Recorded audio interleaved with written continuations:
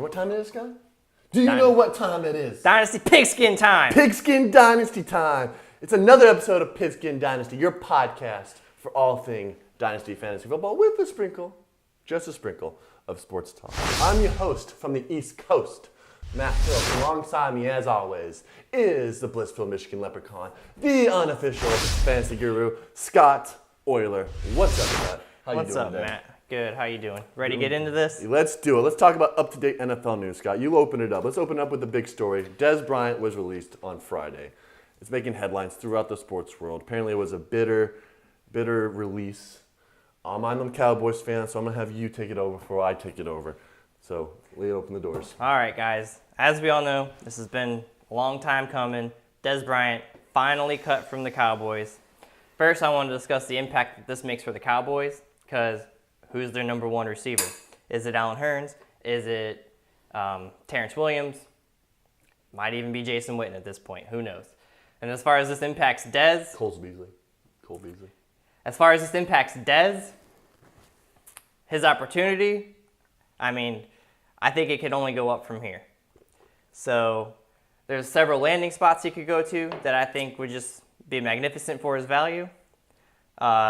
Best case scenario for Dez. Best case scenario for Dez is San Francisco 49ers being the X-receiver for Kyle Shanahan's offense. Mm-hmm. How does that make you feel, Matt, putting him with San Francisco? As a Cowboys fan, going to the rival San Francisco, isn't that just poetic justice? Yes, it does, but I love it. I love it for fantasy because you got to understand who Dez Bryant is as a player.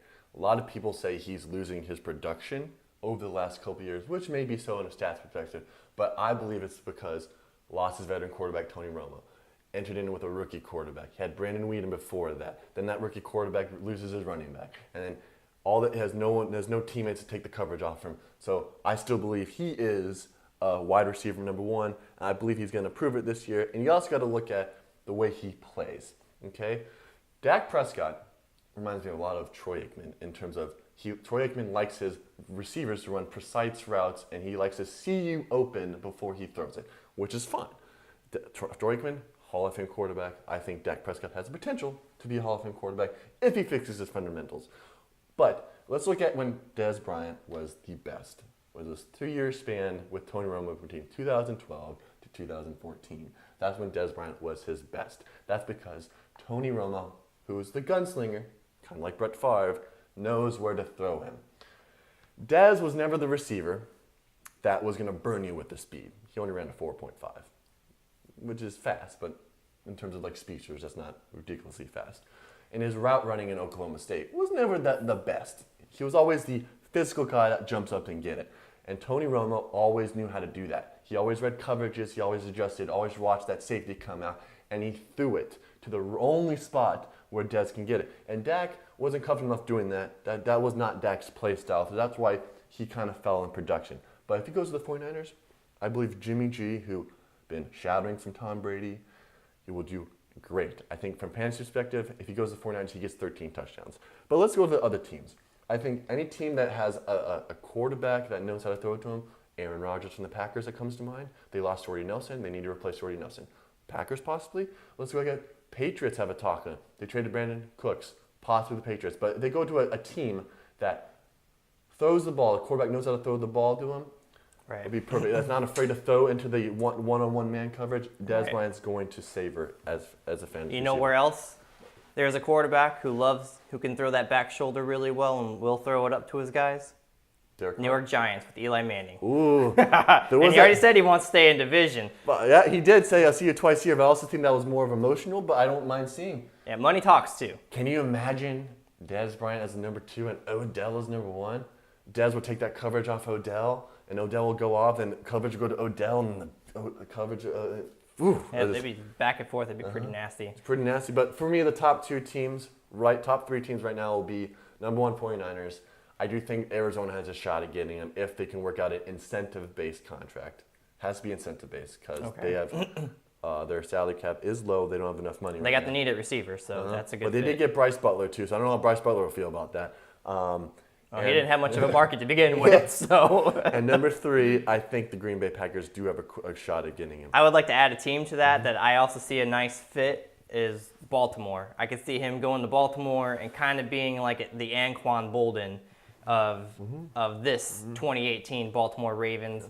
And one more point I wanted to add about the 49ers is Kyle Shanahan's system, that offensive scheme, just feeds the X receiver, which is where Dez would play. That would be huge for his production. Look at Pierre Garçon. Before he got injured with next year, he was averaging 5, 6, 7 catches. And Pierre Garçon is nowhere near the talent or physical player of Dez Bryant. Next on the news docket I wanted to get into, and I think this is the second biggest thing of the week, is Cam Meredith going to the New Orleans Saints and the Bears not matching his offer. He was a restricted free agent. So what does that do for you on Cam Meredith going to the Saints, Matt? He reminds me of, he's going to pretty much be like Ted Ginn's stats. He's going to have Ted Ginn's stats. I see him getting like 50 catches, maybe about 800 yards, maybe like 4 to 5 touchdowns. I just think there's a lot of mouths to feed in New Orleans Saints. So if you think wide receiver 4 maybe on a bye week, I'm not high on Cam Meredith. I think there's so many mouths to feed with thing. I think they're going to feed that thing to the ex receiver. I forget his name. Is it Michael Thomas? Michael Thomas. I'm so sorry about that. But I think that's all. Then you got Alvin Kamara and you got Mark Ingram. So I just think a lot of mouths to feed in San Francisco. Wide receiver 4, wide receiver 3 at best. I think Cam Meredith. I think for Cam Meredith, the second he steps in, as long as he's healthy with his knee, it was a serious injury he had, as long as that knee checks out, he steps in onto the field as the number 2 receiver, already jumping, Brandon Coleman. Ted Ginn's just a deep guy.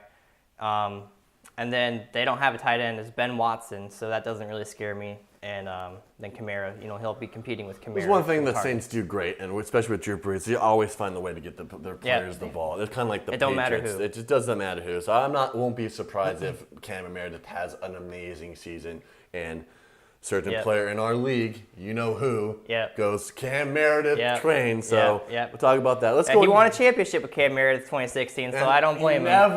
Here's the end of it. It's horrible. On Meredith, if I own him, I'm taking this news opportunity and cashing out. If I can get a second-round pick, I'll move on. All right, well, let's talk about C.J. Anderson. So there's a botched trade this past week where he was supposed to go to the Dolphins, but something happened and it just did not happen. I'm going to start this off. I know that's your team, your Broncos, so I want to know what is going on. Okay? He has no dead cap to his contract. The Broncos do not need him. They feel like they're going away with him. Why not trade him? Why not, if that's the point, why not release him? What's the point of paying him that $5 million? I believe it's $5 million. Is it $5 million? I believe it's $5 million contract when there's no dead cap to him. I don't know what the Broncos are doing, Scott. Please enlighten me on what the Broncos are doing. Well, the trade didn't go through because of what happened on Miami's end. They decided, I guess after some internal discussions, to keep Juwan James. It was the tackle they were shopping. They decided to keep him. They did sign Frank Gore, so that, to me, takes them out of any negotiations for C.J. Anderson. Now, as far as the Broncos goes with C.J. Anderson, when he was a free agent in 2016, he signed a restricted free agent tender with the Dolphins. That's why all this is coming up. The Broncos decided to match it, so they have him at his contract, and yes, they can get out of it. Elway has said they're massaging the situation. They could keep him. They could let him go. I think they're waiting on the draft. They're going to see how it plays out. They'll probably try to get a guy in the draft that they like. If that's able to happen, expect C.J. Anderson to get cut. It's just they don't have a time frame as to when to cut them. They can cut them now. They could cut them 2 months from now. They don't have any money going into him at this time. So they can cut him at any point between now and training camp. So pretty much what in the common people's language, C.J. Anderson, you better find a new home. You're cut.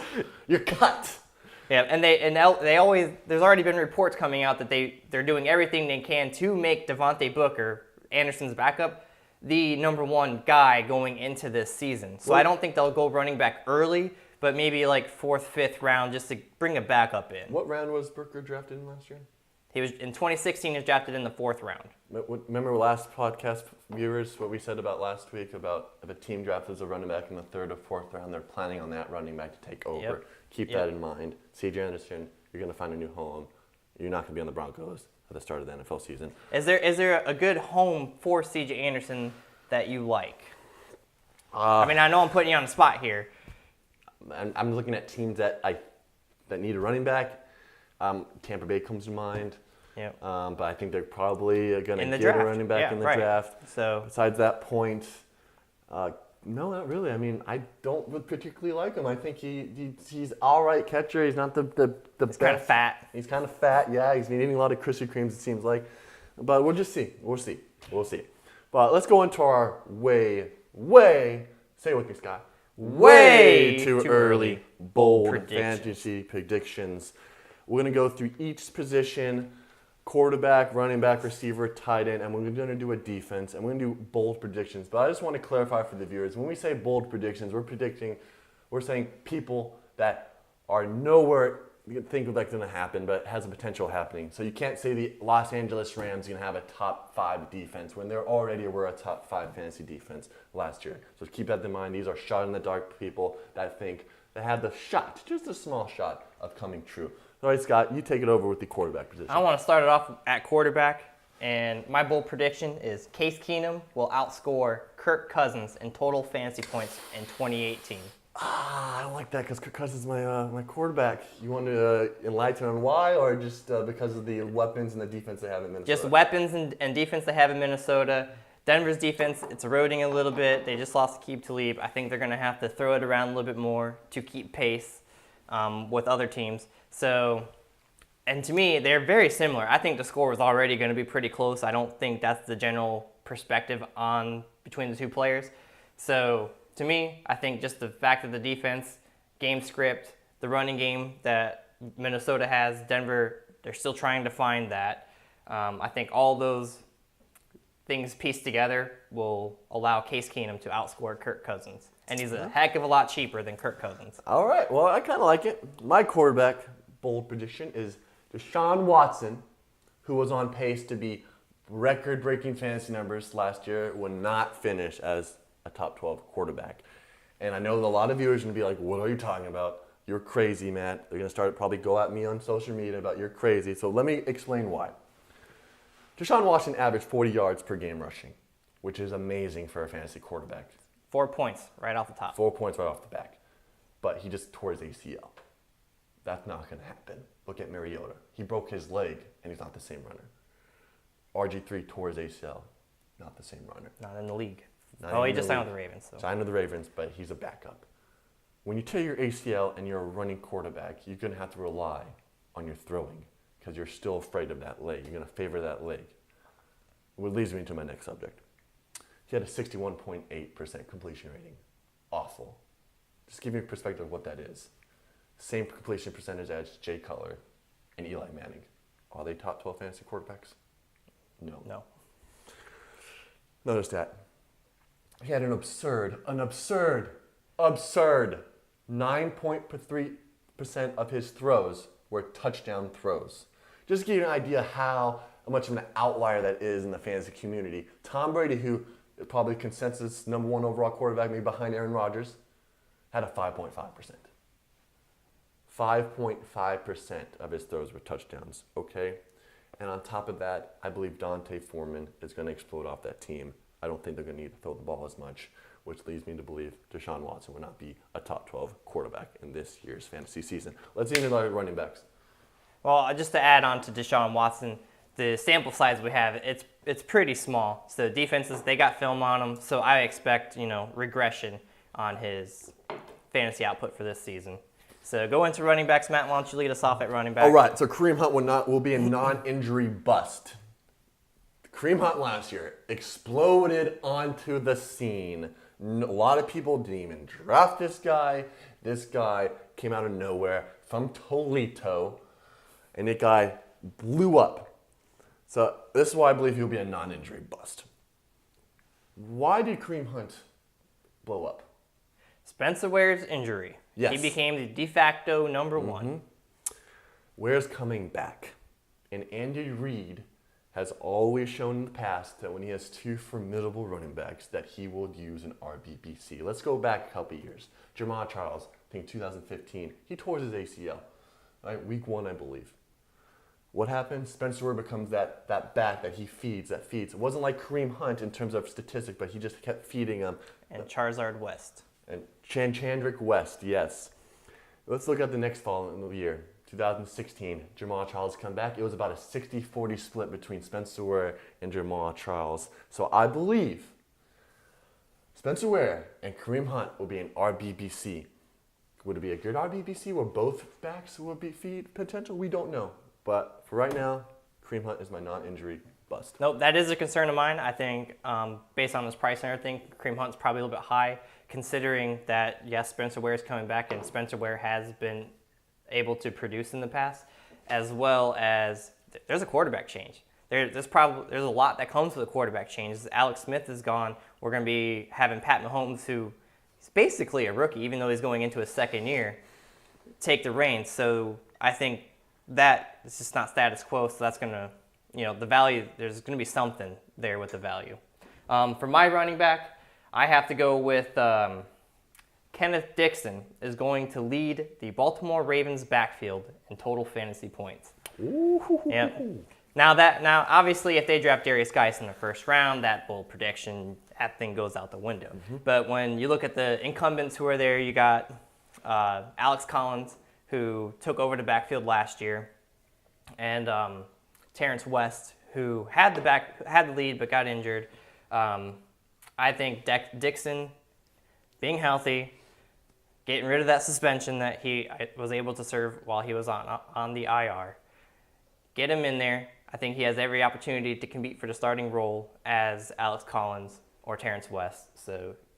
And I believe he's the cheapest option, so that's the guy I'm going to put my chip on. Those I'm Baltimore running backs, though, they scare me in fantasy. You just don't know who is going to do what. But that's well, good. Joe Flacco has a history of throwing it to the running back too, so that's really what intrigues me with the Ravens backfield. So it's just one of them cheap options that you could buy for like a third or fourth round pick, and it could hit. We'll see. Let's go into the receiver, Scott. What do you have? At my receiver position, I'm going to stay local here to the Jaguars, and Dante Moncrief is going to be a top 20 wide receiver for the 2018 season. With Blake Bortles. Blake Bortles has done it before with receivers in the past. To me, Dante Moncrief has every physical trait you want in a number one receiver.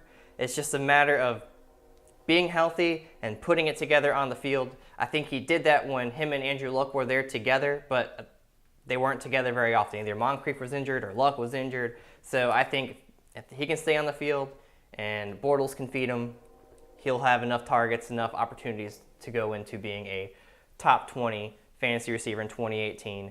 And another thing that points that direction for me is they gave him a $9 million contract, 1 year, 100% guaranteed.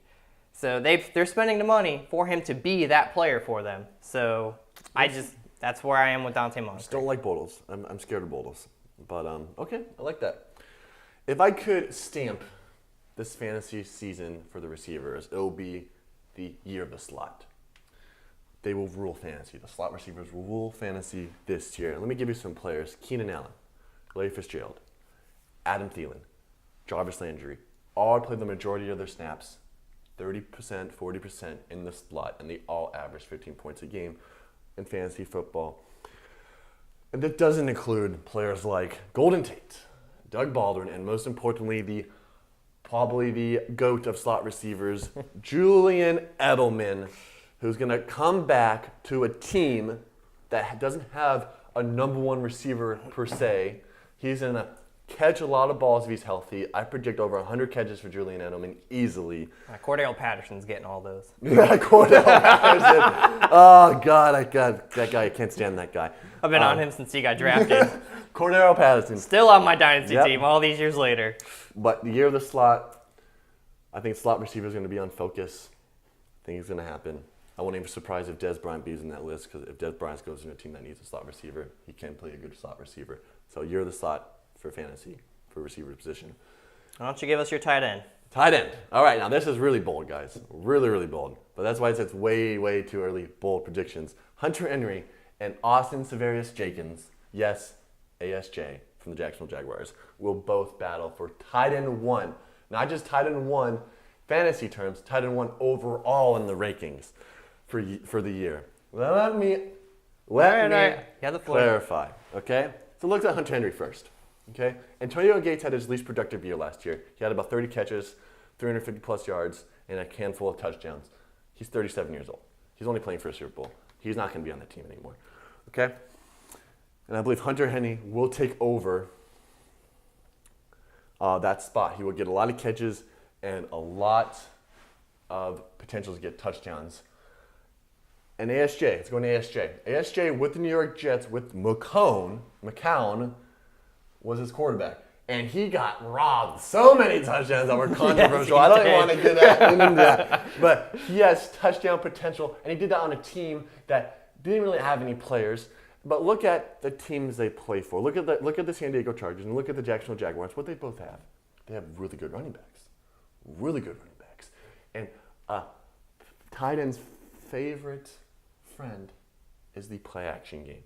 When you play action, most play action passes, the tight ends, the X receiver, and there's player out. So I see ASJ getting 10 plus touchdowns. I see Hunter Henry getting 10 plus touchdowns. And let's look at the tight ends that are normally number one. Got Gronkowski. I think he's going to be injured. Might retire. Might retire. WWE is right around the corner. A lot of money in WWE. Travis Kelce. I think there's going to be a drop off. Pat Mahomes. No more Alex Smith dump offs. The only tight end that I think that has a chance at taking over in the number one rank would be Zach Ertz. Zach Ertz has it's the only player on tight end that has no change on his team. So I think Zach Ertz is the only player that could jeopardize my prediction for the tight end. All right, well, I'm chomping at the bit to get into these with Matt. First off, I want to start off with Hunter Henry. Antonio Gates is currently a free agent. They haven't extended him a contract offer, so Hunter Henry is the number one tight end on there. So I do expect a breakout year for him this year, and he could push for that number one overall tight end in 2018. Now, as far as ASJ goes, what were you just saying about me with Dante Moncrief? Blake Bortles throwing him the ball? Blake Bortles is throwing him the ball. You think Blake Bortles can throw ASJ as the tight end one overall? Did it with Mercedes Lewis? I don't think so. I don't know. I don't think so. They need to throw it to someone. Now with ASJ, it's never been a question about talent. It's never been about physical. It's always been about off the field. If you follow him closely, he had alcohol problem. He's sober and he's pretty vocal about it and active. And just if you follow him on Twitter, you really believe that sentiment. Now to get into my tight end, way too early, bold prediction. I have George Kittle, second-year player, San Francisco 49ers, top 12 tight end in 2018. And it's merely just a matter of Shanahan's offense being paired with Jimmy Garoppolo, and there's no other solid tight end options. You got Garrett Selleck. I mean, there's just nothing there that scares me off that position. And George Kittle flashed enough in his rookie season. He did get quite a few targets, especially for a rookie tight end, because they usually take 3 years to develop. I'm expecting a big breakout for him this year where he could be a top 12 tight end one in 2018. I'm not even upset about that. Okay, we're running short on time. Let's go quickly on the defense. On the defense, if I had to pick a defense breaking out this year, even though they slightly did last year, I would go with the LA Chargers. LA Chargers. My bold prediction for the defense is that Jacksonville Jaguars will not be a top 5 defense. They very rarely repeat. So, and that's why you don't pay too much for them. You just get what you can and move on. But so who's your guy? Oh, that's your bold prediction that they won't be number one? Okay. I think Jacksonville Jaguars won't be a top 5 defense this year. But guys, that's been a great show. As our bold predictions, please tweet us at mphillips, MCP for me, Scott. At Scott Euler, that's Oyler, at Scott Euler 17. Don't forget to tweet us on bold predictions of your own. Other than that, you guys stay beautiful, Fantasy Hero Glens. Peace out.